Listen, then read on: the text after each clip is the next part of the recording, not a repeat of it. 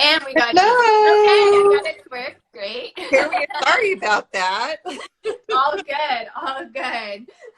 I wasn't sure, it was like, let's try to get this to work.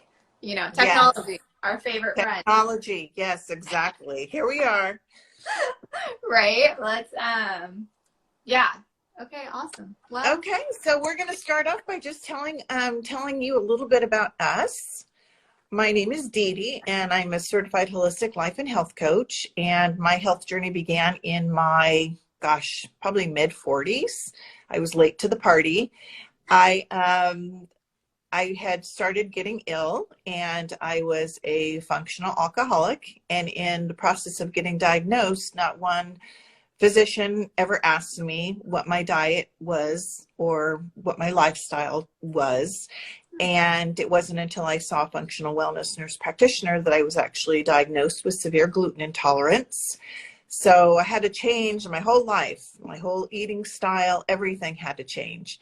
And that led me to becoming a holistic life and health coach, because I feel so passionate about sharing information with others, simple changes that can make obviously a huge difference in life. So that's why I'm here. And Mindy and I have gotten to know each other the past few months, and it's been really fun working together. I know. It was like we were meant to be friends, and we didn't. Yes, exactly. Which has been awesome. And yeah, I totally can resonate with some of the things you just said, as far as, my journey a little bit is like, so I went through my own weight loss journey several years ago, but I did it on my own, and I did have a nutritionist that I met like once, and all she told me was just eat 1,200 calories and that's it. And there wasn't really like a whole lot of support or accountability or anything kind of to help hold me to it. And there was no instructions or like what to eat, what not to eat. It was just like, okay, eat 1,200 calories. So I lost 80 pounds that way, which was amazing, and I've kept it off for years, but I never learned or understood the idea of how your health works and how what you do on a daily basis can affect your body and improve your energy and improve your metabolism and that kind of thing. And I didn't learn that until I went and got certified to be a health coach.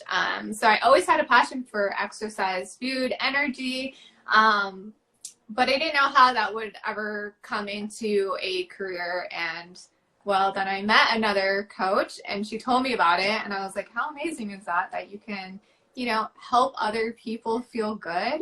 And I get to share the knowledge that I've gained with others, and that's why I'm doing it. So it's been fun, and then I get to meet amazing people like you and help other clients and things like that. And that's probably like one of the best parts about it, is that there's like a community that you get to build and meet other people and help them through their journeys and see the results and things like that. So that's probably been like the best thing about being. Yeah, it really is rewarding, making a difference and changing people's lives with just small changes. Yeah, for sure. Absolutely. Absolutely. And I guess that's kind of like why we were like, okay, we should talk about sleep, because it's something everyone does, right? That's a big one. Right? I'm with you on Sleep that. is right up there with, making sure that your body's giving the right nutrients. Oh, a little bit of a delay. I don't know if I talked over you. Sorry about that. No, I don't know. Technology? No. Nope. I didn't hear a delay. There we go. Huh. Okay. No. We got a little bit of a delay. Gotta love technology. Okay, so sleep. So what happens when we don't get enough sleep? What exactly physiologically goes on in the body? It starts with the lymphatic system that can be paired to like the overnight cleaning crew. The only one active during your sleep. It helps clean the toxic waste and proteins that accumulate during the day between your brain cells. And that's kind of the analogy. If you don't get enough sleep, then your brain starts to suffer. And some of the symptoms that you can start showing when you don't get enough sleep are brain fog. So, as I slur my words. Did you get enough sleep last night? No, I didn't actually. We're getting ready for a camping trip, and so you know how that goes. All the things that need to be done. Right. Brain fog, memory issues, signs of toxicity. You may start gaining weight. Yeah. What else happens when we don't get enough sleep? Slowing metabolism down. I mean, it's amazing how like everything is connected in our bodies. So it's like what we eat, how we sleep, what we do, it all is connected, and all those things kind of affect our brain and can affect our sleep. You know, there's other diseases like aging, there's heart disease, there's cancer, like there's a lot of major diseases that they've shown. I've seen studies that kind of like show evidence that lack of sleep can, you know, contribute to major illnesses, chronic inflammation, dementia, those type of things can be definitely contributed to lack of sleep. So those are some of the ones that I've seen. What kind of tactics do you usually use to kind of help with that?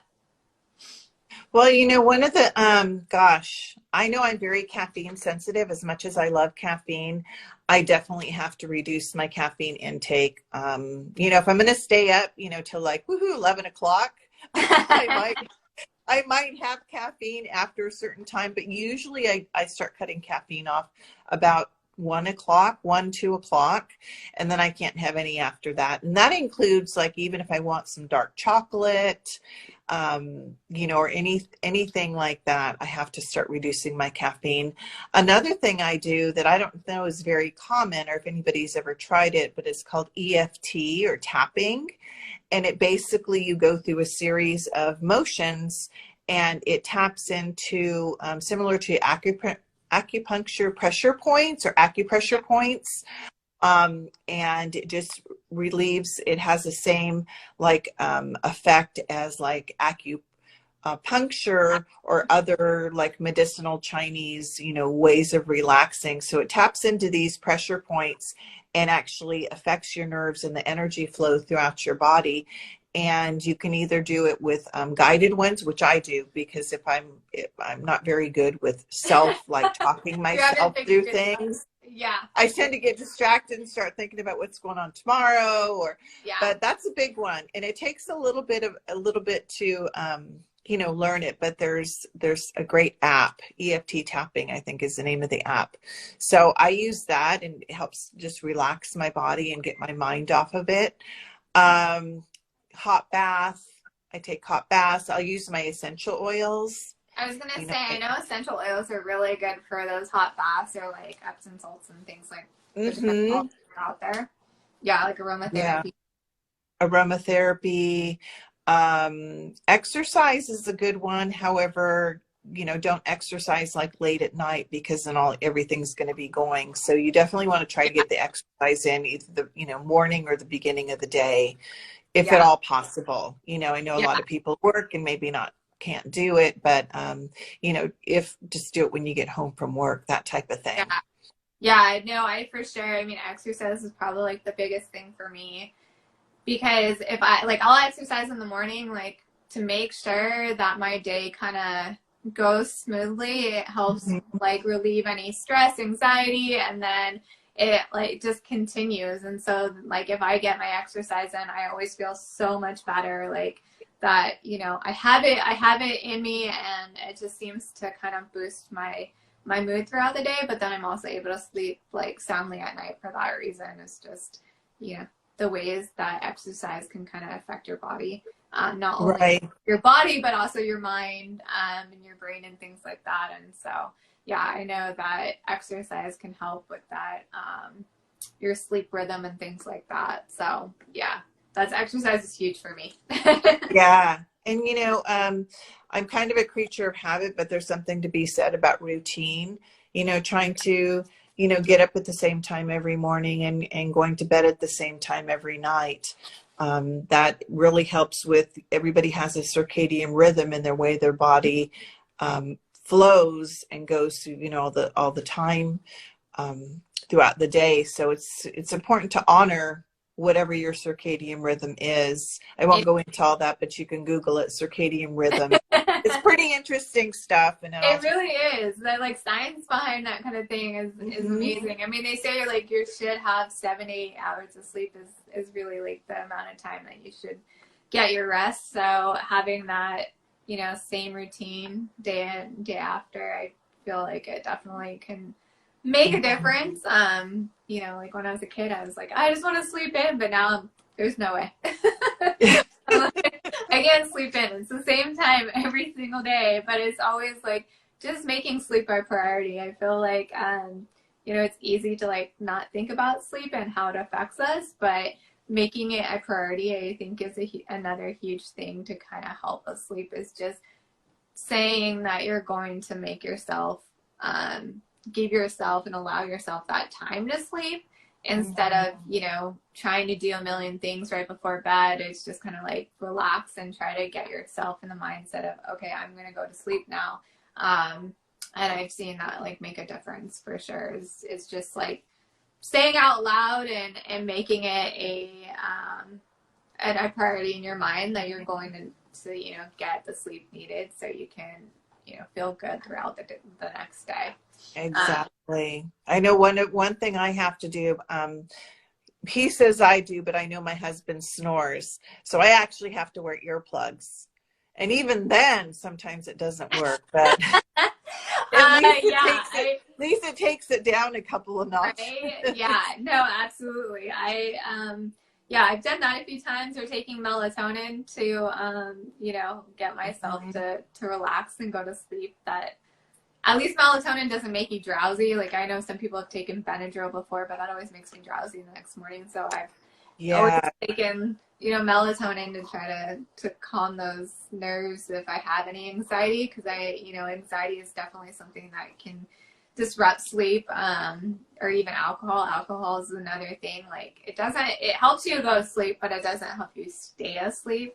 Exactly. They say it's like 60 to 75% of your human growth hormones that affects that sleep when you're drinking alcohol. So that definitely can cause some problems. Yeah. Oh, no, being absolutely. Yeah, you can pass out, but that doesn't mean it's good. It's a good sleep. Right. Exactly. And the other big thing, and I know this, I'm a culprit sometimes, but it's the electronics, getting that last little Facebook post or reading what, my friends are doing, or it's all fun, but not when it's so much when you're doing it laying in bed and trying to get sleep. You should shut all that down. It's like 2 hours beforehand. I think it's like almost 1 to 2 hours before sleep. You should be turning it off. And even if you turn off blue lights and all that kind of stuff, that you still, just to give yourself that calm down period, just be with yourself, read, or, just kind of allow yourself that time for your body to, okay, it's time to rest. You're giving all the signals that it's time to rest and refresh, which is huge. For sure. Absolutely. Absolutely. I'm trying to look to see if I have any other ones that I had like written down that I wanted to make sure that like I know. I brought some people use white noise. And they swear by it because it kind of said everything else. I've never been a really big fan. I have to have like complete total darkness, like a vampire. Yeah, I was gonna say dark, like a vampire. Yeah, quiet and darkness, and having the room a certain temperature. It's like 60 to 67 is like really, the perfect temperature. So when you're under the blankets, it feels good. But yeah, I definitely know what you mean, for sure. Yeah, I'm looking at my notes too. But yeah, just like anything you have to be intentional. Yeah. And it, can't just do things, partially. If you're in, you're in. If you really want to make changes and you want to sleep better and you want to feel better and want to live a better quality life, these things that we do, I mean, we're sharing with you, but it's intentionality. Yeah. And it's not it's not like, oh my gosh, no, it's not like that. Yeah. But it is an intentionality that we want to live the healthiest, best that we can, and just being proactive, right? Yeah, for sure. For sure. I mean, it doesn't just come natural, but the more you do it, the more natural it becomes. I feel like Exactly. it's just that, like, initial intention. If you really want to get healthy and feel good, that's like, when I've seen kind of the difference, where over time, it kind of doesn't feel like such a big deal anymore to like intentionally try to make yourself sleep. But, there's definitely like a learning curve almost to it. Well, yeah, it takes, what do they say? It takes 21 days to develop new habits. Yeah. And 21 to 30 days, you would be surprised. And we challenge you. Go ahead and try some of the things we're saying for 21 to 30 days and see how you feel. Exactly. It's all things that I feel like, it's always right in front of us, but just having kind of the reminders and things like that is definitely helpful for most people. I mean, even for myself, even though, we know these things, as, coaches and things like that, it's still a good reminder to, for ourselves. Yeah. Practice what we preach. I think that's exactly. what that's called. Exactly. So what type of, we've talked about the things that we can do. What can we actually eat? What types of foods actually help with? I feel like the biggest thing is magnesium, like foods with magnesium, because they help with your blood pressure and your sleep cycle. So like anything with magnesium would be like those leafy greens, kale, spinach, Brussels sprouts, broccoli. They also have, good omega-3s makes a difference. So your like fish, walnuts, chia seeds, that kind of thing, I've always seen makes a difference. And I definitely can tell, like, when I add a lot of greens to my plate at night, that I've seen make a difference. Or even just like flipping your breakfast for dinner. So doing like an omelet with some veggies in there. So like some asparagus, some grass-fed dairy, and, some spinach in there as well is a good way to kind of like flip the script. And it definitely can help with sleep, I've found. How about you? What's your... You're making me hungry. I haven't had lunch yet. I know, right? Well, past lunchtime.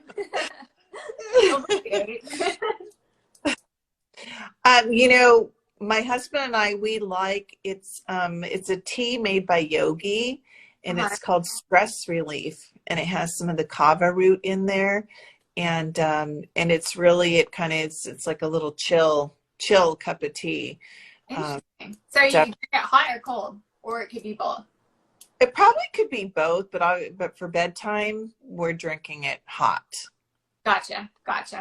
Nice. Yeah, like an hour before bed, and it just kind of, is a little bit of a chill pill and helps get into the relaxation, a little relaxation ready for bed mode. Nice. I love it. And not eating too late, one of the things you should, I know that I try to practice not going to bed for at least 3 to 4 hours after your meal. Yeah, and it also, like, sugar. I notice when I have sugar at night, that can really cause some disruption to my sleep. Like, if I have dessert late, it's never good. I wake up the next morning hungry, and I just, I usually try, it's like, I'm going to snack something late, and that's, like 3 hours, 4 hours before I go to bed. I'll sometimes do, like, some pistachios or something like that. Yeah. Just for, there's some, like, a little bit of melatonin, I believe, in pistachios, and so that can kind of help a little. But yeah, it's definitely like, not drinking liquids before you go to bed too much, so you don't wake up having to go to the bathroom. Yeah, I drink, let's see, I probably have probably 4 or 5 actually, 30-ounce Yetis Oh, nice. every day, That's good. That's of good. water, but yeah, I definitely have to cut back on the liquids. Starting at about 4, I start Yeah. getting in just minimal, because if not, I'm like up Yeah. several times, and that's not good for what we're talking about, your sleep. Exactly. Well, they say, So well, you're supposed to drink like half your body weight of water. half your body weight in ounces of water every day Yep. to help get those toxins, just keep it going, flush them out. Because Keep it if you going. don't, that's another problem. You just need to do that for your body, because it needs to Exactly. keep moving things through. Yep. But Talk about moving. How's exercise in our program? That's a lot of moving. that's a lot of moving, yes, and it's awesome because we have different programs for all levels. Absolutely. Yeah. Different programs for all levels with exercise. We have our nutrition plans for different levels. So it's kind of nice that everyone has, an option, that it's not just cookie cutter. And then you get us to like walk you through it. Yeah. What could be better than that, right? Exactly. We're amazing. We're amazing. But yeah, so hopefully some people will join us and watch this replay live. Yeah, that would be awesome if you can put I see 1967 Ray joined. Hello. Hi. And, yeah, if you're watching the replay, just put hashtag replay in the comments. That would be great.